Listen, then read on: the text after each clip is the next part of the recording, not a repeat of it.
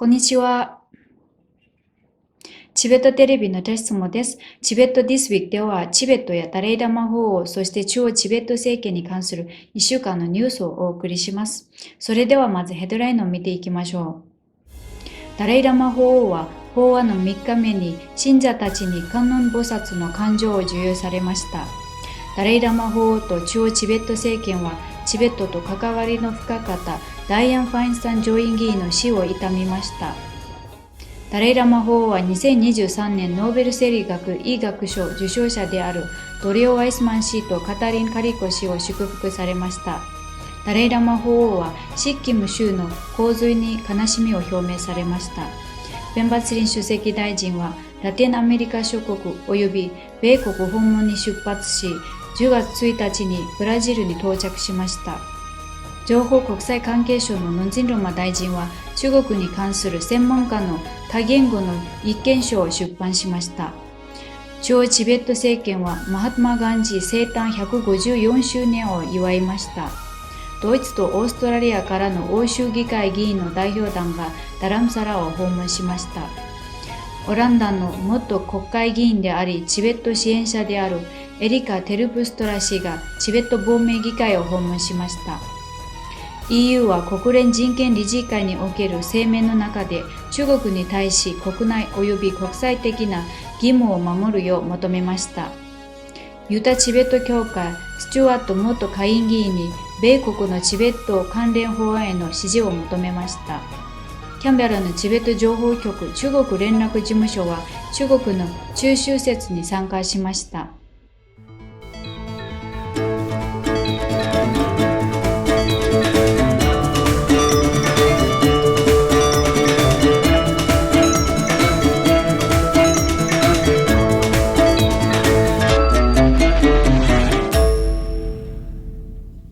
今週の月曜日、カンデトリレンポチは台湾の信者グループの依頼を受け、10月2日から4日にかけてゾンガパの菩提道次第主義とゲシチェカワの心を訓練する7つの教えの入門の法話を行いました。この3日間の法話は、当初はダレイラマ法王が指導する予定でしたが、法王が風邪を患っているため、医者からの要請により、ガンデトリレンポチェが予定されていた法話を行うことになりました。3日目、ダレイラマ法王は信者たちに対して観音菩薩の感情を受けられました。ダレイラマ法王は信者たちへのお話の中で人生で多くの困難に直面したが心の平穏を乱すようなことはなかったと述べられました。また科学者が言う良い心を持つことが健康と幸福に良いというのは真実であること。菩提心は自分の目標だけでなく他者の目標も達成するので、もし私たちが昼も夜も菩提心を収めることができれば、必ず心の平安を得ることができると述べられました。先週の金曜日、アメリカ・カリフォルニア州のダイアン・ファインスタイン上院議員が説教されました。カリフォルニア州で最も長く勤務し、初の女性上院議員であったファインスタイン議員は、チベットの最も深い友人の一人でした。先週の土曜日、ダレイラマ法王は、ファインスタイン上院議員事務所のジェームズ・ソルス氏に書簡を送り、ファインスタイン議員のご家族に心から哀悼の意を表しました。法王は1978年初めてお会いした時のことを思い出され、ファインスタイン議員の揺るぎない友情と支援に感謝の意を表し、祈りを捧げました。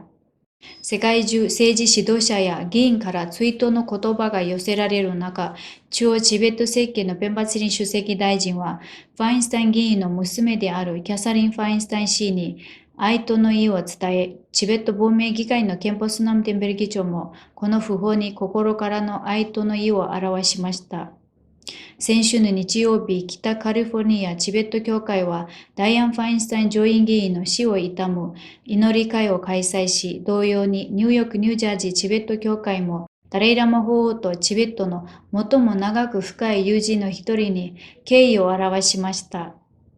今週の火曜日、ダライラマ法王はノーベル生理学・医学賞を受賞したドリオ・ワイスマン氏とカタリン・カリコ氏に書簡を送り、お二人の科学者が開発された画期的な技術が新型コロナウイルスのメッセンジャー RNA ワクチンの製造につながり、科学技術が人類全体に幸福にどのように貢献できるかを示す模範となったと祝意を表明されました。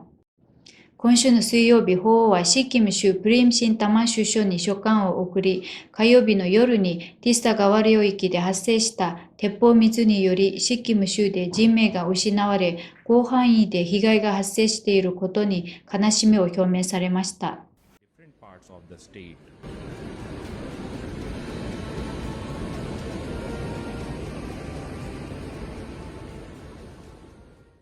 法王は祈りと愛との意を表し、シッキムの人々との連帯の印として、ダライラマ信託を通じて救援救助活動への寄付を行う予定です。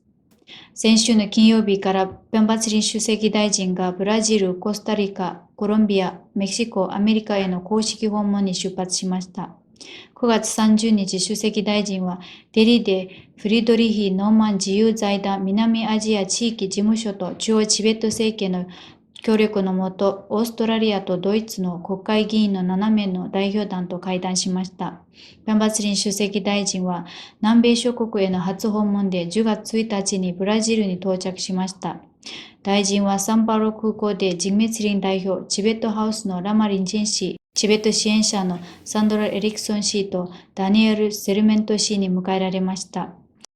サンパウロ滞在の初日、主席大臣はロンジビタでエキスポフォーラムに参加し、委員会のオルタ・フェルドマン会長や創設者のフランシスコ・サントス氏とチベットや中央チベット政権の懸念事項や優先事項について話し合いました。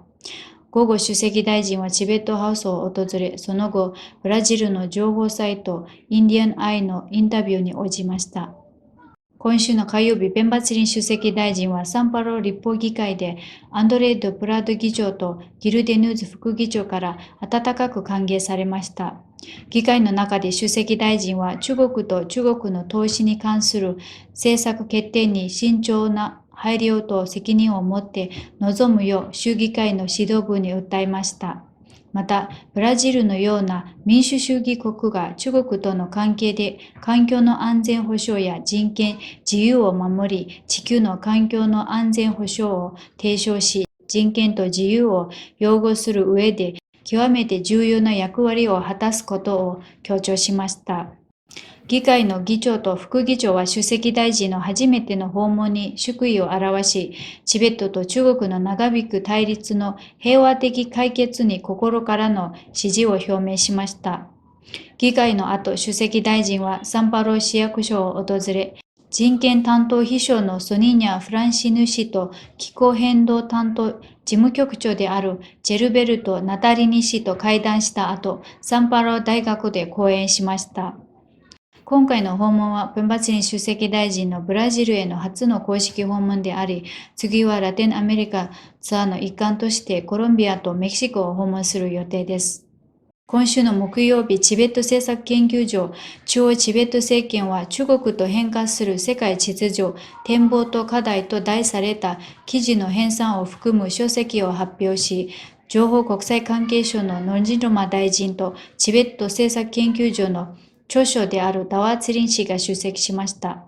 この多言語の出版物は昨年6月にダラムサラで行われた台湾、香港、内モンゴル、ウイグル、満州、韓国、亡命チベット人コミュニティの学者や専門家による討議により誕生しました。今週の月曜日、中央チベット政権は、主席大臣が不在であるため、文部省のダラムルマ大臣を代理の主席大臣として、マハトマ・ガンジーの生誕記念日を祝うガンジージャンティの公式の式典を開催しました。メディアの取材に対し大臣はマハトマ・ガンジーが自由を獲得するための真の方法として非暴力と真実を採用したことは非暴力によって祖国を取り戻したいチベット人に素晴らしい模範を示したと述べました。今週の木曜日、ドイツとオーストラリアからの欧州議会議員の代表団が公式訪問のために3日間ダラムサラを訪れました。FNF 南アジア事務局長のカスティン・クライン氏を含む FNF グループのメンバーも同行しました。代表団は初日、内閣の事務所で代理の首席大臣であるタランルマ大臣とその内閣の大臣によって迎えられました。その後、チベット文系図書館チベット亡命議会を訪れ、法王の信託であるネチュン・オラカルと面会し、夕方にはチベット舞台芸術研究所であるリパで開催された文化賞に出席しました。翌朝、代表団はダレイラマ法王のご自宅で謁見した後、チベット医学先生術研究所と TCB の学校を訪問し、NGO の代表者や元政治犯と会談しました。その後、代表団は情報国際関係省が主催した記者会見に参加し、地元チベットメディアからの関連の質問を受け、チベットに関する重要な問題についてコメントしました。オランダの元下院議員であり、長年のチベット支援者であるエリカ・テルプストラ氏は、先週金曜日にチベット亡命議会を訪問し、ケンポスナムテンペル議長及びドマスリンティカン副議長と会談しました。会談の中で、オランダのテルプストラ議員は、自身の政治的背景を語り、長年にわたりチベットを支援し続けてこられたのは、ダレイラマ法王の愛と慈悲の教えのおかげであると述べました。現在開催中の第54回期国連人権理事会における声明の中で、欧州連合 EU はチベットを含む中国における非常に深刻な人権状況について改めて懸念を表明しました。EU はまたチベットにおける悲惨な人権状況として100万人のチベット人の子どもたちを強制的に中国国営の寄宿制学校に入学させて同化させようとしていることや、中国政府によりチベット人の DNA サンプルの大量採集を例に挙げました。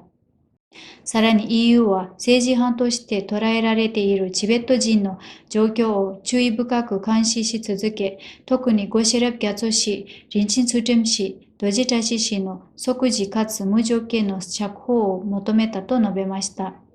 ブリュッセルのチベット事務所の玄関代表は、チベットの悲惨な人権状況に懸念を表明した EU の声明を歓迎しました。ユタチベット協会の会長と役員は9月21日にユタ州第2選挙区の元下院議員クリス・スチュワート氏を訪問し、最近開催された北米協会の会議での決議に基づきアメリカのチベット法案への支持を求めました。9月26日には、同協会のチベット人権擁護プログラムのコーディネーターであるペマ・チャンズさん氏と、協会の長年の後従者であるスティーブン・プライス氏がソルトレイクシティ区役所を訪問し、エリン・メンディンボール市長にユタチベット協会の活動報告を行いました。キャンベラチベット情報局中国連絡事務所の連絡官ダワサム氏は先週土曜日にメルボルンで行われたメルボルンを拠点とする中国チベット民主交流促進協会、中国民主化運動、中国新青年民主党、オーストラリア、ニュージーランド民主化青年基金が共同で開催する中国の中秋節の祝賀行事に参加しました。